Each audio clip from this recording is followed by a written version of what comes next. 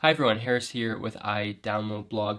The 2020 iPad Pro is here, but 4 years ago the iPad Pro launched with the 9.7 version. About 5 years ago, or closer to 5 years ago, was the 12.9 version. But I wanted to see how different these two iPads are 4 years apart, but also where they are similar. And this video is presented by Paperlike screen protectors for your iPad, linked in the description. So the four trademarks of the iPad Pro, things that the iPad Pro lineup started, would be overkill cameras, great speakers, smart keyboards, and Apple Pencil. Those are the four big things that stick out to me. So overkill cameras is the same. So this had the iPhone 6s camera, 12 megapixels on the back with flash, and a 5 megapixel camera on the front, which could record 720p video. That is nowhere compared to the iPad Pro in 2020 with its camera. In 2020, the iPad Pro not only has one camera, but two. It has the regular wide-angle 12 megapixel camera, but then also a 10 megapixel ultra-wide camera.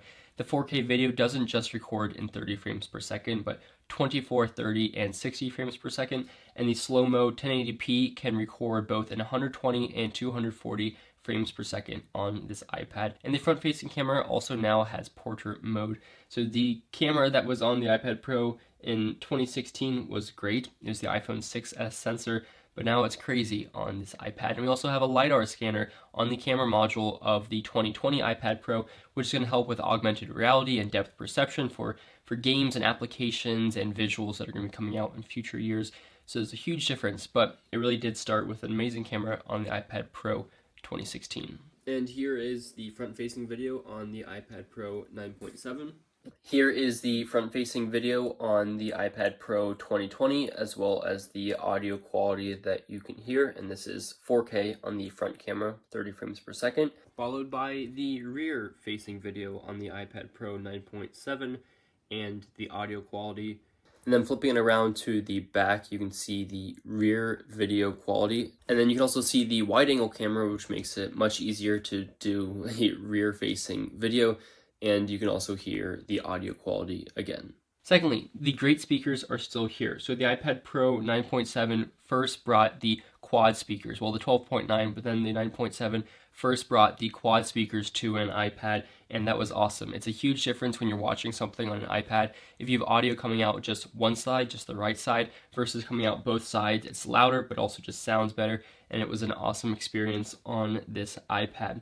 The iPad Pro does the same thing. It's got quad speakers, two on the top, two on the bottom, for a really immersive sound experience, but also now it is louder, but essentially the same as the older iPad, and it started the four or quad speaker arrangement. Now the smart keyboard is also still here, and on the original iPad Pro, the connector on the bottom was the first time we saw a smart connector on an iPad.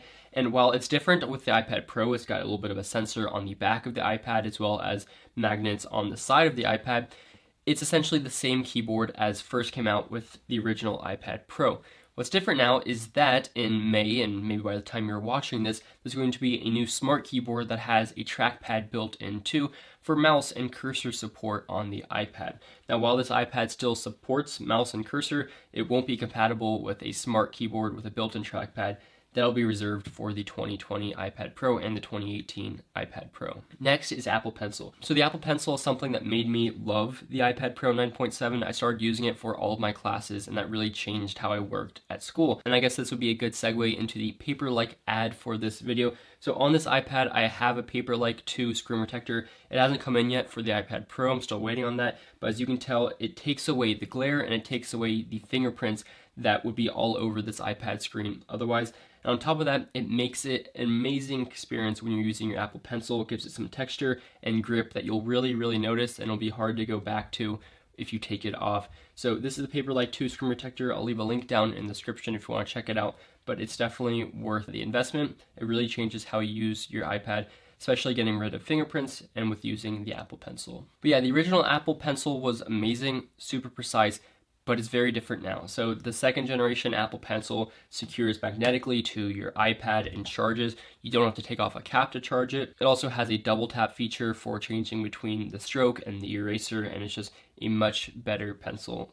But it works essentially the same as the original Apple Pencil, and that all started with the iPad Pro. But then where these two iPads really changed. So Gone is Lightning that this had, and we have USB-C, which we've had since 2018 now, and this means that you can plug in a USB-C external drive or a hub or anything like that. You can reverse charge, so I can charge my other devices from this iPad, which I do all the time, with a USB to Apple Watch or USB to Lightning cable. It's also faster charging and just a lot more versatile with connections, with displays, and with hubs. So USB-C is awesome on this iPad. The bezel shrank and the screen got bigger. We went from 9.7 inches to 11 inches on here, and you can see obviously these bezels are mostly gone. The fingerprint scanner is gone, and we have Face ID on this new one. It also now has a 120 Hz display, which we first got, I believe, with the iPad Pro 10.5 after this one, and the 120 Hz display really just adds an extra level of freshness and responsiveness to the iPad, especially when you're using it with the Apple Pencil. It just feels more responsive and it's much smoother animations on your screen. So doubling from 60 Hz to 120 Hz made a big difference in these two devices and their screens, but otherwise they have the same 264 pixels per inch display, and they both have laminated displays, so you don't have that gap between the glass and the actual display panel, so you don't have to worry about that for either of these. And then you're going to have a big difference in performance. So while this original iPad was very speedy and even is still pretty responsive today, I still use this from time to time, but this had the A9X processor in here with 2 GB of RAM, and now this iPad Pro has the A12Z processor with 6 GB of RAM, so there's huge performance differences there. And this new iPad Pro can handle 4K video editing, and whatever you have to throw at it, it's really hard to make it slow down, if at all. So these two devices are 4 years apart. The first iPad Pro and now the newest iPad Pro. They differ in speed, in capacity, in design, in screen technology, Apple Pencil technology, and everything.